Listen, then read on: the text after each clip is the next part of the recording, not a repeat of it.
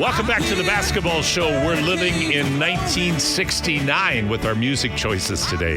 Creedence Clearwater Revival, Bad Moon Rising. Creedence Clearwater had a bunch of hits, but they were all concentrated into about 2 years. And then they had a real ugly breakup as a band. But I digress. We're going to talk 3x3. This is a good moon. This is the full moon rising because the 3x3 team that represent Canada basketball traveled over to Vienna, Austria, got familiar with each other, played against other competition, played in a quest, and then went on to Baku, Azerbaijan, and took care of business. And we're going to be we're talking right now with one of the members of that team and one of my favorite people, Alex Johnson, talking to us from Toronto. Hi, Alex. How you doing today? Hey, Paul. Great to hear from you. Oh, it's great to have you on, Alex. Thank you for making time. Absolutely. Let's start with this. Alex, I first met you many years ago when you and your teammates came out from Toronto to compete in our Canada Quest, because in Edmonton, we really took the lead in 3x3, and we would run on behalf of Canada basketball, the Canada Quest out here, and your team came out from Toronto and won. Do you remember that? Yeah, I did. It was indoors. It was Yep. It was indoors, right? Yeah, it was. It was over at the Saville Community Sports Center. Yeah, I do. I remember that. Well, we had a little fun battle, me and Steve Sir. It was a good battle. Yes. He kind of introduced me to it, and he's like, "Hey, you may have won indoors. Wait till you get outdoors, though. The elements change everything." And I think that's accurate. So, I mean, that goes back to about 2017, I think? Yeah. Yeah, I think it was 2017 when that happened. What I remember, though, very distinctly, because Steve was playing with Team Saskatoon at that time, and they had Linklater, Michael Leifers, a good team. They had some success on the World Tour. And I think, going into that, not knowing who was going to be able to come out, they were expected to win. And I think they finished 5th that year because this team from Toronto with this player named Johnson took them out. And I remember going, wow, this kid can play. And you've stuck with 3x3, Alex. I know you played in the CEBL as well, but you've been playing 3x3. But talk about your journey into 3x3. It was unusual. I first got introduced to 3x3 from he used to be the general manager for a team that I played for with the Mississauga Power in the NBL. His name is John Wiggins. So one summer he was holding the Toronto kind of quest to qualify for your event. And he was like, yeah, man, put together a team and, let's see what you can do. And it was my first time playing 3x3, so I had no idea what to expect. But I really enjoyed it, and I was like, man, this might be something I can do. So I started playing every year from that day. Every summer I'd come home. If I wasn't playing 5-on-5, I'd be playing 3x3. So, talk about from a basketball player who's getting, on in his career. Does 3x3 suit the older basketball player, and if so, how? I think it can help both. Me and Steve were talking about this in the room. When I was playing 5-on-5, I kind of wished that I had 3x3. Just because it helps so much when you get back to 5-on-5. The game is so much slower that you're able to now just make reads way faster. Whereas 3x3, the reads are quick. So it's he was open right away. You're supposed to pass that. As far as it, which is why I say it can go both. So it's definitely made for the old man. You're tired of traveling, spending 8 months overseas, and you're ready to kind of settle down. 3x3 is perfect for that individual who's looking to be more at home, be with their family, kind of only want to go away for the weekends. It's perfect for that. But I also think it's perfect for guys and girls who are trying to learn the game of basketball. Well, it's one of the reasons, Alex, that I was so committed to 3x3 right out of the gate when I heard that FIBA was acknowledging it or designating it as a new sport back in 2010. Because I think, and you know this from your basketball experience, I would assume most teams that you played on integrated 3-on-3 basketball as part of their practice and development teaching as they prepared their teams for the season. Is that a fair comment? Absolutely. And when you kind of like compare the two, it's like mostly when 5-on-5 actions, usually all the actions are 3-man actions. Like the other two are, waiting in the corner or waiting in the dunker, waiting for something to happen. It's usually starting with the 3-man action, which is what 3x3 is like all about. If you're able to kind of figure out the different movements, the different reads out of the 3-man action, it just becomes that much easier. So the opportunity came up this summer, or this spring rather, for you to be part of Team Canada to help the team qualify for the World Cup. Now, you've played for Team Canada on a number of occasions. What was different about this time? I've always said this, and every year that I've played Team Canada, I've always tried to grab Steve Sir, because with a competition like this, it's like you have different pieces. So let's say you have a big, and then you have a slasher, wing defender. Like Steve is like the perfect player because he's a shooter. He causes teams to be like, oh, that's the shooter. We got to get out to him. So he makes the game that much easier for everybody around him. So every year that I've played Team Canada, I think we were missing that piece, like someone who could really shoot the basketball, someone who has to, now when teams look, they're like, all right, I can't help you because I'm guarding the shooter. I can't switch because I'm guarding the shooter. Now it's like when we went to Vienna and we played in the Quest, I had told the guys in a timeout that we had, I'm like, yo, Steve just made his last 4 shots. Like, let's use him in the offense now, because now it's like it opens up. Now 2 guys are running out to him. Now he's able to make the pass to the open man, or you know what I mean? It's just like now teams aren't able to be like, oh yeah, they don't have a shooter. We can just switch. We switch everything.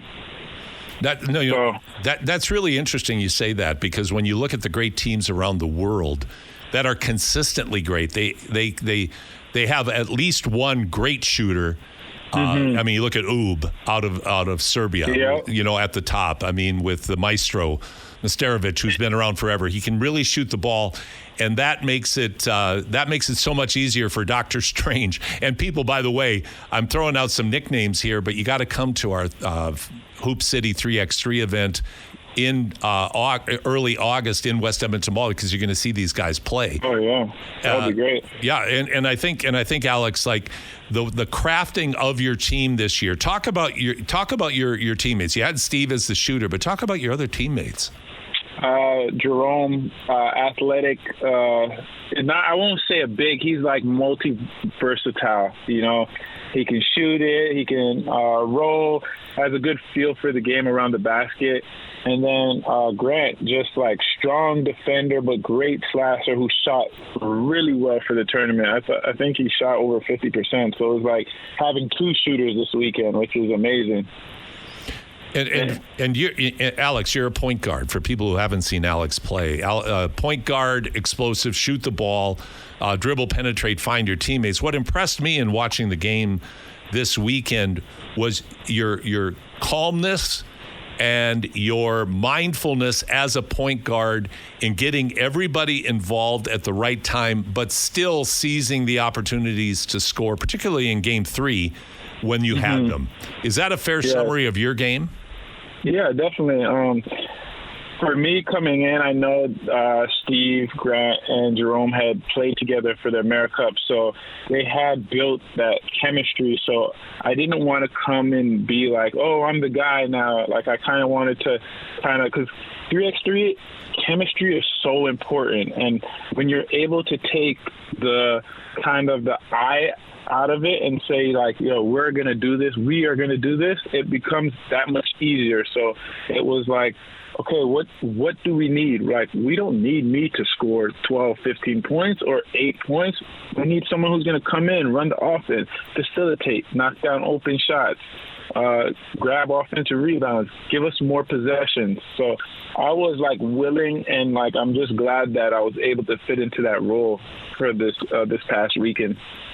I'm talking with Alex Johnson, member of the Canada Basketball men's 3x3 team that just qualified for the World Cup in Ulaanbaatar, Mongolia, here on the Basketball Show. Alex,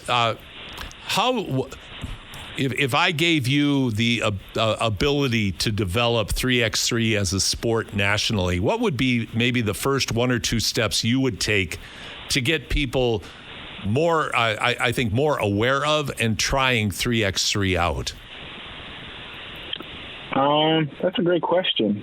I think it starts with just integrating it into, I would say, because like right now we're such a 5-on-5 country, it's finding avenues of where we can integrate 3x3. So having them be comfortable playing the game, because a lot of it is people don't know or understand 3x3. They kind of like, oh, it's just 3-on-3, but it's more than just 3-on-3. So being able to help develop these, maybe integrating them in the 5-on-5 practices, maybe like having like, you know, before you get to really go 5-on-5, just having a couple 3x3 games just to, like, because the thing that I get a lot is like after you've played it, people always come to me like, yo, this was fun.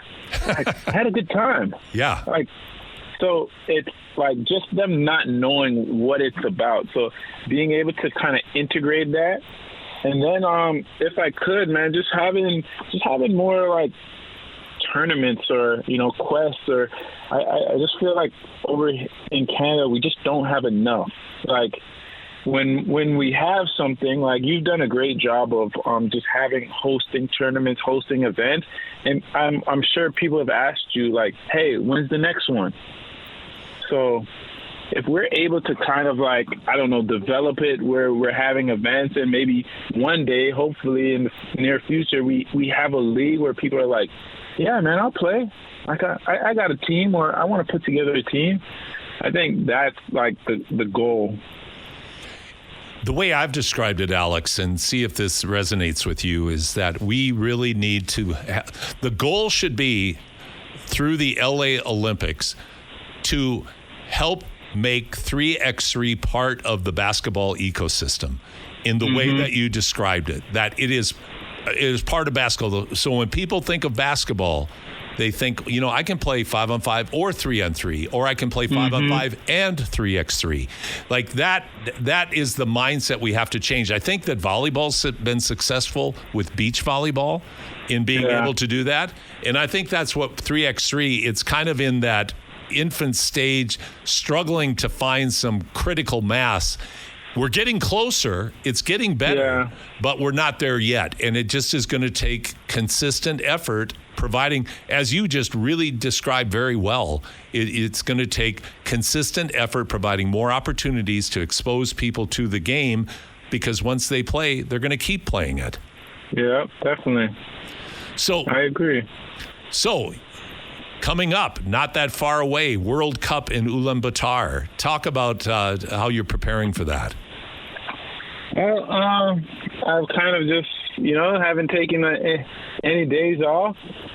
Today has been a more of a pace day for me. So I just finished coaching AAU, and I've been working Monday through Friday, Monday through Saturday, just trying to just stay in that mode of where I was at when we were in Vienna, when we were in Baku, just getting ready, because I just looked at the pools and like every pool is kind of tough. So, no kidding. I'm like, man, like, so just trying to be prepared and ready for the opportunity at hand, because like it was nice. Like I was telling the guys, like it was nice that we qualified, that we we got here, but now it's like, all right, man, we're trying to really do something now. Like we just don't want to be okay with just qualifying. Like we want to go to the World Cup and kind of do well. Like Steve, I was talking with Steve, was my roommate on the trip, so we had a lot of conversations, and he was telling me about the last time Canada played in the World Cup. Like they finished 5th, and I was like, oh, we're trying to get there or do better than that. So. Well, Alex, you have been, I think, one of the great additions to the 3x3 landscape in Canada. I certainly am grateful that you've been such an important part of it, and the opportunity to get to know you, your beautiful wife, your wonderful family. And thank you. I want to thank you so much for making time to talk with me today, and wish you all success in your preparations for the World Cup. And love to your wife. Thank you. Okay. Thank you so much. I appreciate you, Paul. Always a pleasure. Likewise. Alex Johnson, key member of the Canada Basketball 3x3 World Cup qualifying team, joining us here on the Basketball Show. So we're going to take a break right now. When Ryan and I get back with you, we're going to go into closing time. We still got a lot to talk about. Thanks for spending your Saturday morning with us. Lots more to come here on the Basketball Show on your sports leader, Sports 1440. The great Leonard Cohen here with us at the Basketball Show. It is closing time. Ryan, where are we at with our poll question for today? We were asking listeners what the most likely outcome for the Pacers and Knicks series is. Pacers in 6, Pacers in 7, or Knicks in 7. Right now, 55.2% of voters pick Pacers in 6. So that's a win tonight. Win tonight, yeah. And then Pacers in 7 got 10% of the vote. So there's actually more people that think Knicks will win in 7. So this is to summarize the thought. So Knicks in 7, by the way, is 34.5%. So people think the Pacers will win today, but if they don't win today, the Knicks will win in 7. And honestly, it's not a terrible take, just momentum-wise. And I think they're right on the mark. I really do. I have a hard time envisioning Pacers losing today and going into Madison Square Garden and winning. I mean, New York is absolutely electrified over the New York Knicks right now. That I mentioned early in the show, they've named a street after Jalen Brunson for the weekend. I thought everybody got a name for a street. Oh, did they? Yeah. Oh, is that what happened? Like a brand new list. Oh, okay. And they hadn't made the finals yet. I know. I mean, New York, similar to how I described the fans in Minnesota, long-suffering Knicks fans. 25 years since they've been to the conference finals. So I mean, the Knicks deserve this. It's great to see, but Indiana Pacers last championship they won was in the ABA back in the 60s. So both are deserving teams, and it's going to be really interesting. And at the end of the show, we're going to give our takes as well today, Ryan. A couple of things I want to talk about. I want to talk real briefly on Canadian content and its impact on the NBA. The other night, I thought you saw an amazing example of how the impact of Canadians in the NBA has changed. It used to be we had 15 or so players in the NBA, but with rare exception, like a Steve Nash, most of the players were role players, where now you've got stars.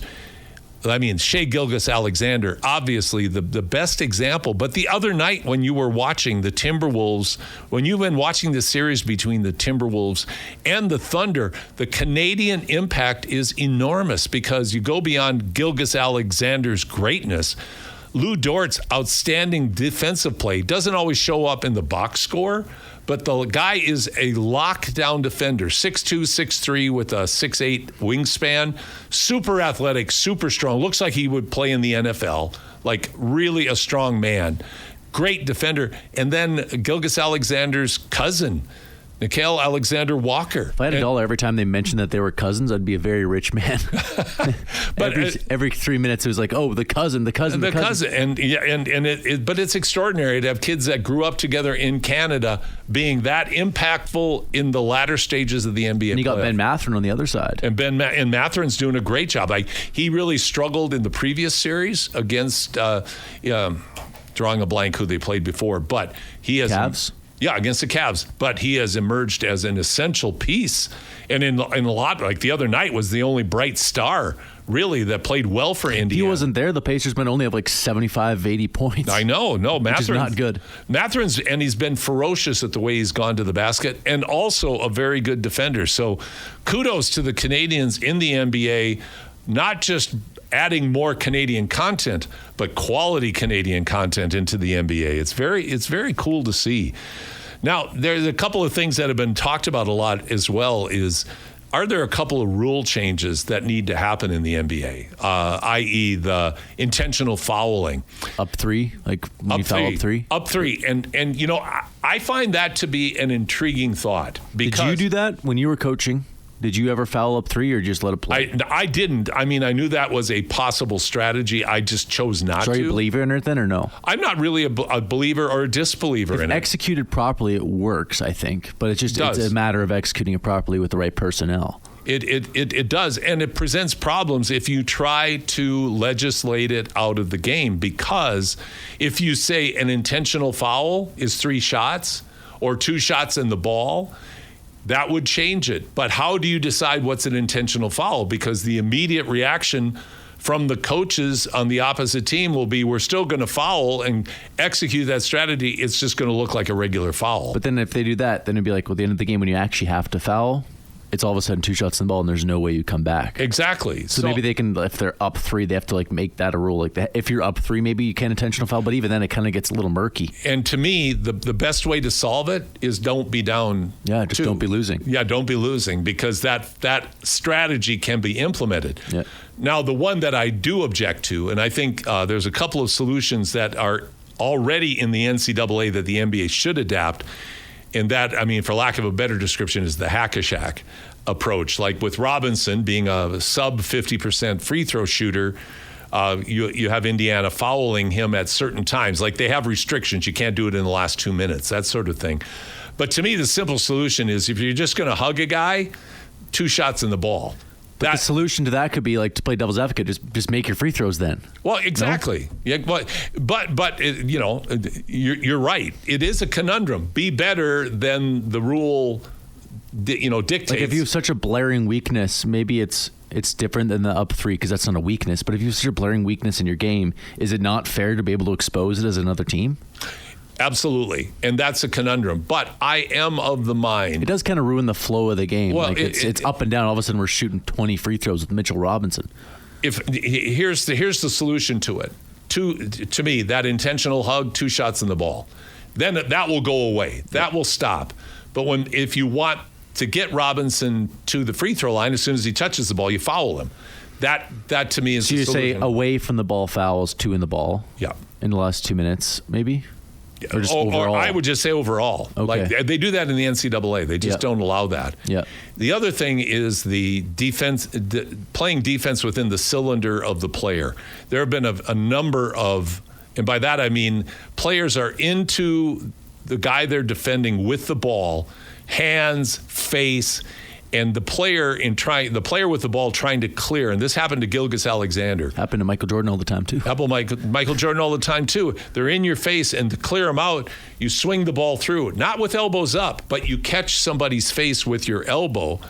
Then it's an offensive foul. I don't like that. And I don't like it either. And then they go to, is that an intentional or a flagrant? No, exactly. Yeah, they do intentional. Like they challenge it to see if it's flagrant. Like, no, he's up against you. He's trying to play defense, and you just like wallop him in the head. I know. I really don't. I really dislike that rule. So I think again, NCAA, the player has a cylinder. It's like you're in a cylinder, and you can't get inside that cylinder. Otherwise, there's no foul. There's no call. If there's contact, there's no foul, no call. I don't know if I'd sell T-shirts saying "Don't touch my cylinder," like "Don't go my cylinder." I don't know if I'd do that, but I like the concept. Maybe we'll come up with a better term. Yeah, that's not a particularly good catchphrase. I will agree with you there. The other thing I think the NCAA struggles with is time taken for challenges. I understand it. Obviously, you've got camera angles, you've got minutia in trying to get it right. But I really think they have to review what can be challenged as and when. And Stan Van Gundy made a great point the other night about what if a team challenges twice and wins, and then you take their ability to challenge away? If it's the ref's fault, then why? Yeah, I mean, if it's a challengeable call and the commitment and the basis of even allowing challenges is to make sure you get it right, then why penalize I think the somebody? Devil's advocate is pace of play. Yeah, but because if they call every single, I mean, I guess it's motivation for the refs. Don't get it wrong then, but true, and it would be an interesting year to see with unlimited challenges carrying forward if you're right. I mean, they have the control in place is that if you start just challenging willy-nilly, you're going to lose your challenge. Like, I don't mind that. But I do mind penalizing a team who's had successful challenges. But I think all of a sudden you'd see 3 or 4 or 5, 6 challenges a game. Maybe that adds an extra 10 minutes to games, and maybe that messes up broadcasting or arena booking. Would it really, though? Would it really? I'm just trying to play devil's advocate. I know you I'm are. not sure. I know you are, you jerk. But I mean, no, I know you are, and it could be. And there would be games where it would be. Let's be realistic. But watching Mitchell Robinson just sit there and they're challenging calls over and over and over and over again. And but on the other hand, it would be an indicator if the commitment is Mitchell to Robinson doesn't have another hand. But I mean, okay, let's say there's a challenge, your team wins. It's your second challenge, you lose challenge, and the next play, ball goes out of bounds, wrong call is made. And you don't have a challenge left, even though you've been successful in maybe 2. You could compromise and be like, make 3 now or 4 maybe, but I just think carry it forward as long as you're successful. Just put a limit on the keep the limit on the unsuccessful ones. If you lose it, you lose it. But if you're successful, you see something wrong, and again, the principle remains intact that you're committed to the integrity of the game and getting it right.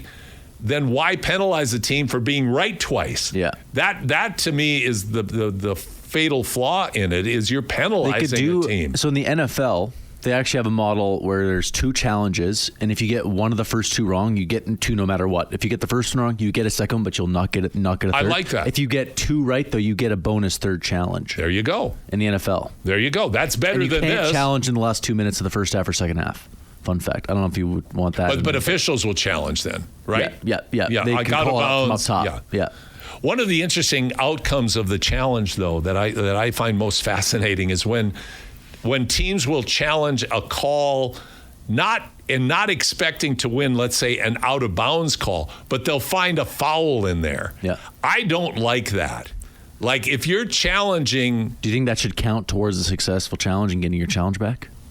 No, because I mean, that's manipulating the system, and I'm not particularly a fan of that. Like, now you're at that point where are you just going to go to like, how do you maintain that? Like, the referee out of bounds, it goes off Indiana. Indiana knows that, but they think the guy got fouled, which caused the ball to go out of bounds. And so now you come back and they say, no, there was a foul. It's kind of just spraying and praying. It's like throwing maybe something will bite. Sounds like me in high school with... well, that's the way you played. That's the way you played, spraying and playing. Chuck and chase, like all of those things. On and off the court. I think that I find that because it does slow the game down dramatically. And I mean, when you watch one of the things I like, when you watch the NHL and there's a challenge, man, they're back in like 15 to 30 seconds.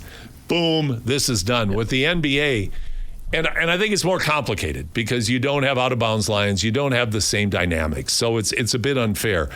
I think it's the right direction. I just think modifications and understanding what modifications have to happen in order to accomplish what they ultimately want, which is get it right. Really excited about the game tonight when we have the Pacers squaring off against the Knicks. I think we were all a bit surprised at the resounding victory of the Knicks the other night, and now Indiana's coming in. We're going to find out. Like we've said all along, Indiana's a bit of OKC light, not as physically talented, not as physically gifted as OKC, but playing the same kind of up-tempo ball. New York more of a actually, I'm really giving Tom Thibodeau credit, Ryan, from the standpoint of he's played his bench more and he's altered their style of play more in that they're looking for more fast break, early offense opportunities. So Thibodeau, who is typically known as a very rigid coach with a very short bench, overplaying his starters, has relented with successful outcomes, and I think that's a large reason why the Knicks are in a position to really go into Game 6 with a sense of confidence that they can go into Indiana and maybe get this done tonight. It's improvise or die, right? You saw that with the Celtics. They didn't improvise. Absolutely. And they lost. But with the Knicks, Thibodeau, known, as you mentioned, a very stubborn man. It's like, I'm always right. And to be fair, he is most of the time if you look at his career. But he's able to get new ideas and probably take input from his assistant coaches and being able to have a listening ear as a coach, as you can attest to this. Yeah. Being able to listen to other people and take that into effect, that's going to help you out a ton. And as you can see with Tibbs. Oh, absolutely. And so it's going to be a great game tonight. We didn't get into the WNBA. I hope we can get into that more next week with Caitlin Clark out. It's really changed. Indiana is struggling. But I'll tell you what, there are bigger issues in the WNBA right now. So, well, it's time for us to wrap up. And always at this time of the program, I pay tribute to the sadness we have in our lives at losing our son Ben 2 years ago. And this is a song that Ben wrote for his friend David Finkelman, who tragically lost his life in an accident at an intersection. And Ben lived his life being kind to other people, and David did the same. David always talked about being active, being part of the solution, and Ben was always looking for ways to lift other people up and to be kind to them. And so please be kind to your family, be kind to your friends, but be kind to everyone. We don't know what they're going through in their lives. We don't walk in other people's shoes. So being kind to others is, I think, the most important thing in life, and something I owe Ben every day to remember him by. So thank you for joining us today on the Basketball Show. Ryan, great job today. Great having Avery in as well. Go Stingers next week at Montreal. Enjoy the rest of the NBA playoffs as we get we get closer tonight, finding out who's going to be facing off against OKC in the finals.